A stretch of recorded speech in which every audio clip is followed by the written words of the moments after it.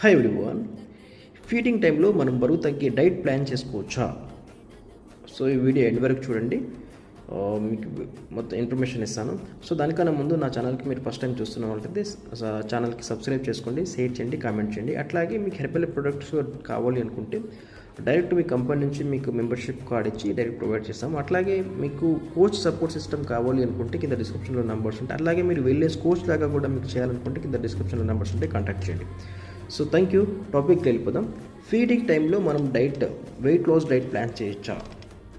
Maximum weight loss అనేది ఈ తల్లి పాలు ఇస్తున్నప్పుడు పిల్లలకి మాత్రం వాళ్ళకి గ్రోయింగ్ స్టేజ్ కాబట్టి ఇంకా వేరే ఫుడ్ ఉండదు కాబట్టి తల్లి పాలు చాలా important. Minimum 6 months, maximum 1 year వరకు మనం తల్లి పాలే ఇస్తే పిల్లలకి అన్ని రకాల పోషకాలు అందుతాయి. ఇప్పుడు మీరు వెయిట్ లాస్ డైట్ ప్లాన్ చేసుకున్నారనుకో, మీరు ఏదైతే కావాల్సిన క్రాస్ డైట్ చేసే డైట్ ప్లానింగ్లో వాళ్ళకి మీకే సరిపోదు.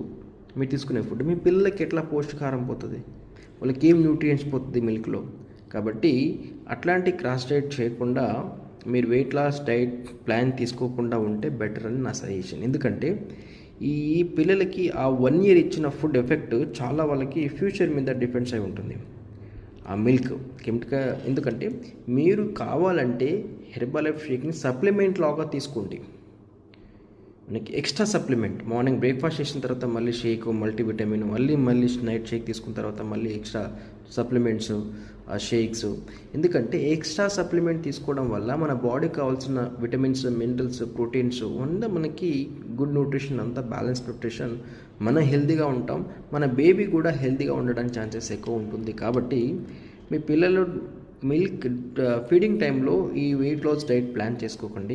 ఎందుకంటే వాళ్ళకి కావాల్సిన న్యూట్రిషన్ అప్పుడే అందుతాయి కాబట్టి. సో ఇంకా మీకు కావాలంటే 1 year తర్వాత డైట్ ప్లాన్ చేసుకుని ఫ్యూచర్ ఉంటుంది. కాబట్టి మీకు అంత హెవీ వెయిట్ ఇబ్బంది పడుతున్నారనుకుంటే ఒక కోచ్ సపోర్ట్ తీసుకొని చిన్నగా మనం క్రాస్ డైట్ కాకుండా వేరే డైట్ ద్వారా కూడా మనం ఎక్స్ట్రా సప్లిమెంట్ షేక్ ఇచ్చి కూడా మనం డైట్లో ప్లాన్ చేసుకోవచ్చు. But better suggestion weight loss diet తీసుకోకుండా ఉంటే బాగుంటుందని నా సజెషన్. ఎందుకంటే కంపల్సరీ 100% మీరు వెయిట్ లాస్ డైటే ప్లాన్ చేయొద్దు.